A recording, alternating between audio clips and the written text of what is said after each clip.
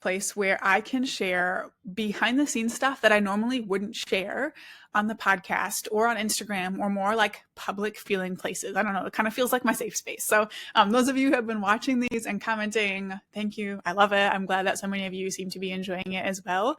So with that being said, today I wanted to take the opportunity to share some like real talk around what it's really like in the middle period of promoting a summit.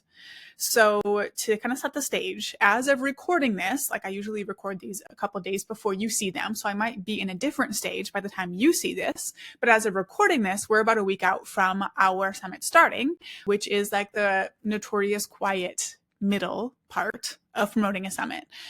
Typically, with the patterns of people registering, you'll see a really good number of registrations at the beginning. Although I will say over the past year or two, we've been seeing that spike drop a little bit. But typically you'll see a good number of registrations at the beginning. And then again, the day before and day one of the summit, things really skyrocket. But anything in between is pretty unpredictable. If you are in a B2C niche, so you don't target business owners, or if you're in like a really unique B2B niche where there are more speakers with bigger audiences who will excitedly share, you might get to see some big spikes here and there throughout the registration period. I hope that's you, but that's not what I see with my B2B events with speakers who are super used to summits and all of that stuff. I have also walked hundreds of clients and students through this same time period many times, so I'm used to these patterns. First, I'll say that there are things you can do during this time where things are slower.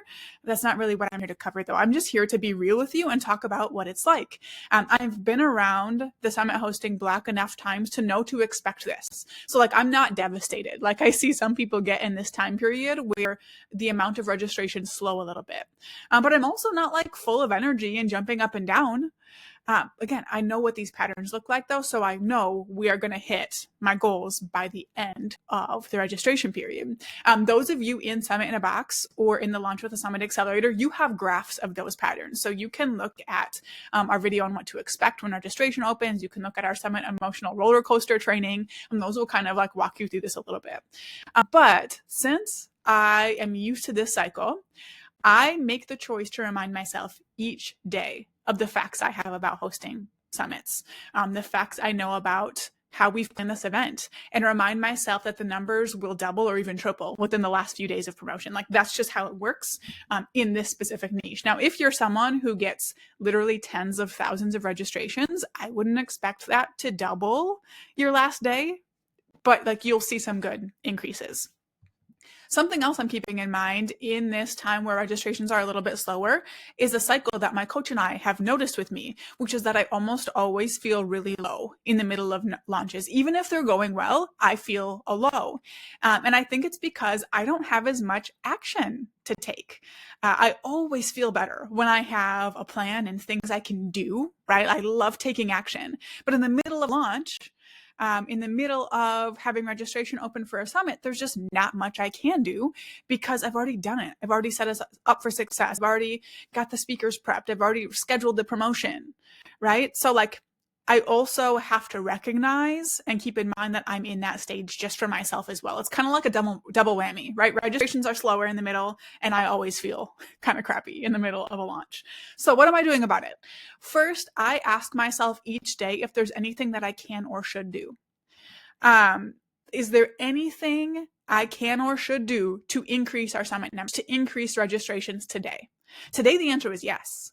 And actually yesterday, the answer was yes as well. Yesterday, my answer was, yeah, email your speakers, because it had been like a week since I'd emailed them. So they needed a reminder and some encouragement and things like that. So I emailed them an update that I'm 100% sure will give us a boost in our numbers. It was not full of pressure and threats, by the way, like I've seen lots of other hosts do. It was encouragement and how can I help? I also had a yes today when I looked at some Hotjar data and was like, okay, people are not scrolling down this page like I'd expect. These heat maps don't look the way I'd expect. Let's see how we can change that. So I took some action today to see if we can boost some registration page conversion rates, right? Like those are the little things I will ask myself and then do each day of registration. But beyond that, everything else that can reasonably be done is already in motion, right? Promotion is scheduled, ads are running, speakers and affiliates have what they need. We've planned a really, really great event. I know some people say to rest after that. You've planned a whole summit, rest, enjoy it. But with how I am in the middle of launches, I just can't. Like, I would spiral. So instead, I'm like dreaming about what's coming next, because like nothing gets me more pumped and excited than planning projects. So I'm brainstorming options, mapping some stuff out in Asana, talking with my team and my coach, jotting down ideas, and just kind of having fun with that. And like, of course, I'm working on some last minute tweaks that I've kept putting off for the summit, like recording a walkthrough video of how our attendees will navigate the summit, recording some podcast episodes to release each morning, like little things like that. But I just wanted to give you a little breakdown of what this middle portion looks like. And I'm really curious to hear if any of you have seen similar patterns during your summits and launches, whether they're going well or not so well. Let me know in the comments. So those of you who have hosted summits before, I'd love to hear if you've had those patterns. If you haven't hosted a summit before, just like tuck this information away. My hope is that when you hit this point in your summit, you'll be able to remember this video and think like, oh, Krista said that this would happen. It's normal, but also what can or should I do today to add some momentum? So yeah, I hope it was helpful. I'm interested to see what kind of updates I can give you next week.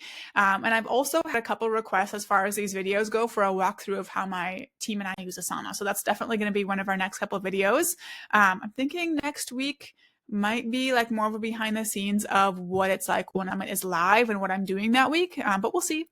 Again, let me know what thoughts or questions you have in the comments. I hope you enjoyed this video and that it was helpful, and that it just lets you kind of like rest during this period or feel a little bit more comfort knowing that it's normal for things to be slow in the middle of the registration period. Doesn't mean anything's wrong. Doesn't mean you're not going to hit your goals.